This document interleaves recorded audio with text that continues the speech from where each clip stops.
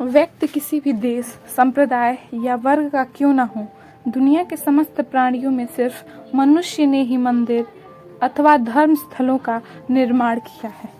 भले ही अलग अलग संप्रदाय के लोग अपने अपने ढंग से अलग अलग तरह के मंदिर बनाकर उन्हें गुरुद्वारा, गिरजाघर, मस्जिद आदि अलग अलग नामों से पुकारते हों, किंतु इन्हें बनाने का उद्देश्य है कि इन्हें देखकर मनुष्य को परमात्मा का स्मरण हो, जहाँ पर परमात्मा की शरण प्राप्त करने का मार्ग मिले, जहाँ दुनियादारी के झंझटों को भूलकर एकाग्र और ध्यान मग्न होकर मन को शांति मिले।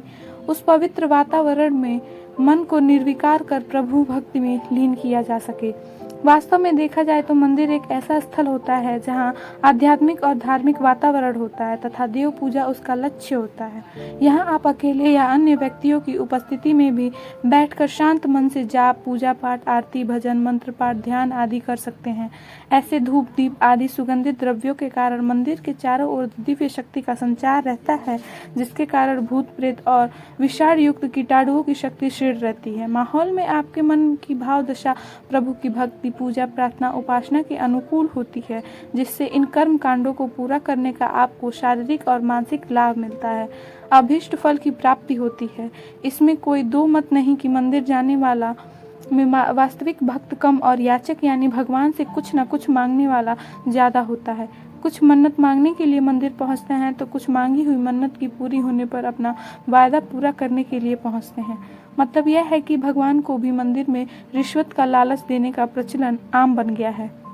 यदि हम कुछ मांगने के लिए ही मंदिर जाते हैं तो फिर हम मंदिर नहीं किसी दुकान पर जाते हैं, जबकि वास्तविक सच्चा भक्त भक्ति भाव, आहोभाव और प्रभु के प्रति तादात्म्य भाव लेकर ही मंदिर जाता है। एक बार जदगुरु शंकराचार्य ने नगर सेठ मणिक ने पूछा, आचार्यवर, आप तो वेदांत के समर्थक हैं, भगवान को निराकार सर्वव्यापी मानते हैं, फिर मंदिरों की प्रदर्शनात्मक मूर्ति पूजा परक प्रक्रिया का समर्थन क्यों करते हैं? आचार्य बोले, वत्स, उस दिव्य सर्वव्यापी चेतना का बोध हम सबको अनायास नहीं होता। मंदिरों में प्रातः संध्या संधिकाल से शंख घंटों के नाद के साथ दूर दूर तक उपासना के समय का बोध कराया जाता है। घर घर उपासना के योग्य उपयुक्त स्थल नहीं मिलते।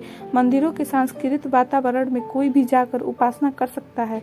नैतिकता, सदाचार और श्रद्धा के दरों के रूप में देवालय अत्यंत उपयोगी है। जन साधारण के लिए यह